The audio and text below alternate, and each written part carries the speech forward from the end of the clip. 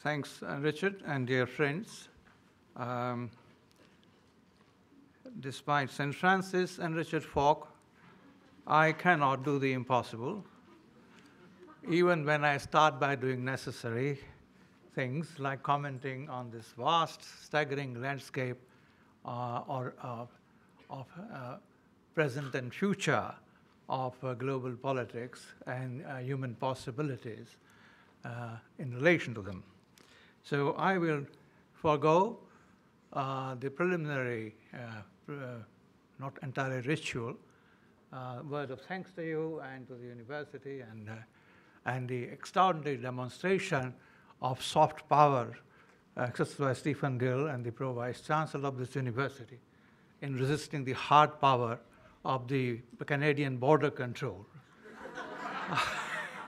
without which I would not have got the visa. So, Richard, I'm fully with you on the celebration of the soft power. Now, I think I'll be very, very brief and very dense and somewhat incoherent. I think it's necessary to be incoherent to do the impossible. And I think one of the messages that comes through Richard's presentation is that we are in the midst of a very comprehensive crisis. And the crisis is comprehensive because crisis of knowledge or epistemology is a crisis of will, it's a crisis of judgment, it's a crisis of sensibility. Now, if you take a Habermasian kind of view of crisis, then obviously it's a situation of closure, in the sense that there are far too many problems and opportunities that offer outlines even of a solution.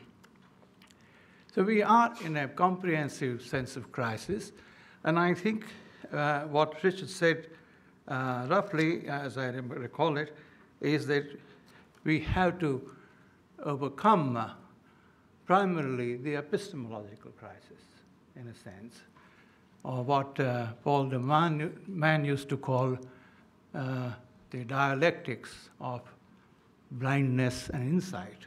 And I think that's the dialectic that I think he was stressing. My time begins now. But I won't intrude on the question about which I think is very sacrosanct. So let me take 2 or 3 issues very quickly, and forgive me if I'm brisk, and forgive me if in the process my Peter Sellers accent becomes even more intensified.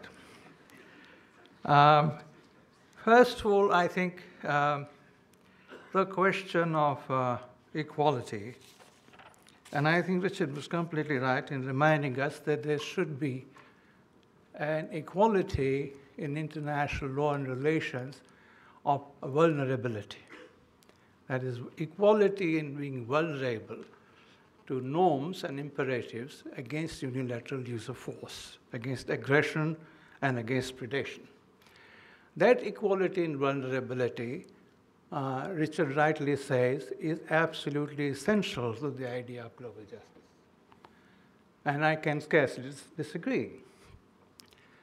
It also seems to me, however, that going a lot beyond Nancy Fraser and her followers, that we need to move back to redistribution from recognition and representation, and we need to move beyond what she recently has called abnormal justice. And therefore, I think it's important to recover this. It's not a question merely of normative knowledges that have to be recovered. It's a question of knowledges of lost languages of social justice, and in particular, the language of redistribution. I'm opening myself to a great deal of misunderstanding, but I have no other choice in saying that. I think identity, recognition, participation are all wonderful virtues, and we should all strive for it. But there are certain basic material conditions without which this particular, and that require redistribution, which is not a good word at all nowadays. And I think that's what I think we need to return to redistribution, even in order to succeed in the first project of establishing equality in vulnerability of all sovereign powers. That's my first point. Cut me short any time. The second general aspect, and I'm going to be very, very symbolic,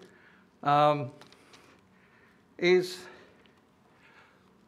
listening to Richard reminds me of three old themes of mine, favorite themes of mine. One is the question of politics. And I remember a long time ago reading Albert Einstein, towards the end of his life, saying the following words. The words where he was asked after the explosion of the nuclear bomb how he felt, and he said the following: I now know that politics is harder than physics.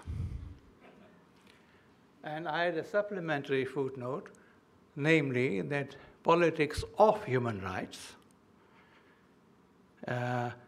politics for human rights is harder than politics of human rights. And I have explained the distinction in my works.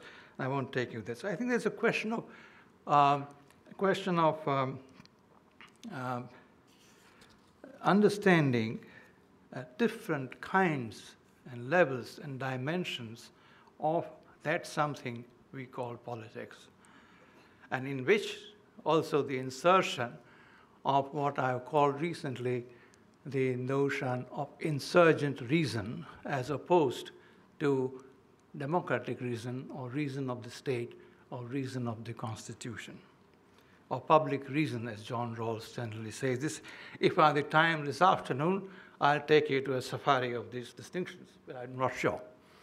The other thing I thought about when Richard was providing us with his excellent insights was almost the last words of Michel Foucault. A few days before his death, someone asked him, what did he think about future of politics?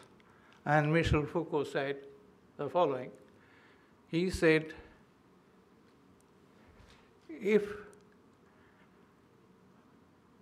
politics has its other surely must be revolution. And if, as it is said, he said, that the conditions for revolution have abated or receded or have been rendered impossible, how can there be politics?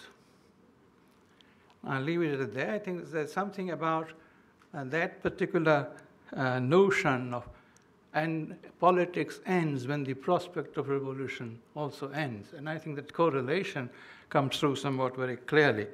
I won't go into references to postmodern Prince, recomposition of hierarchy of powers. I won't even go and make a reference of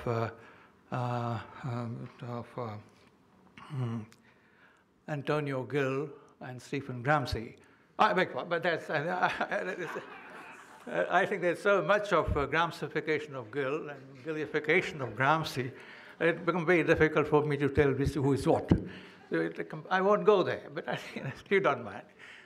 So this is, I think, the whole situation of understanding what's called hegemony, articulation, resistance, passive revolution, etc.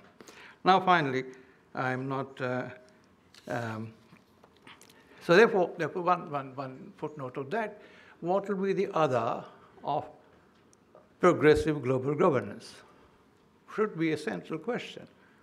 And I think that other can be anarchy, of course, but that other, to my mind, is what I call progressive global resistance. I don't think you can conceptualize PGG without PGR. And again, if I have the time later, I'll explain some aspects of it.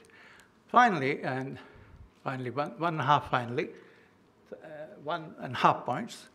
So pre-finally, the question that Hannah Arendt posed a long time ago of radical evil and relationship of radical evil to this so-called progressive global governance.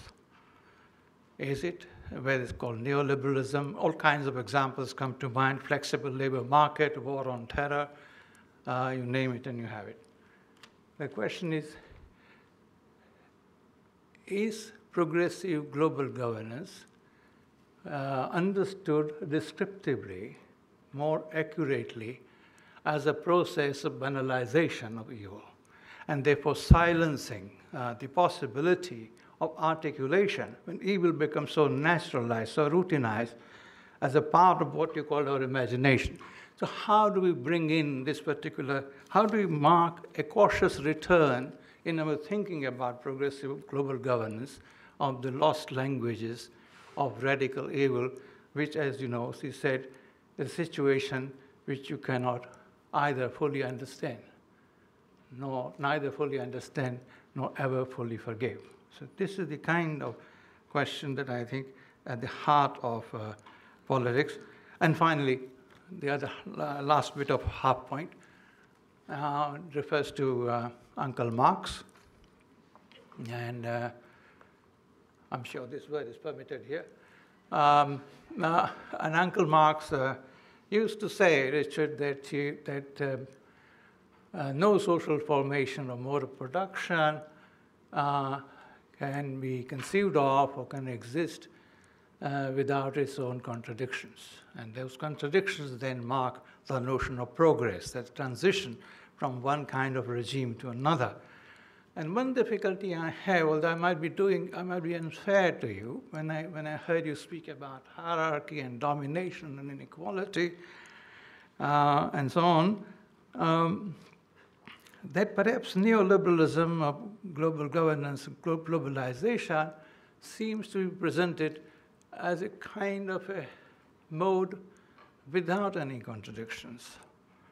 In other sense, it's a universal future which is its past.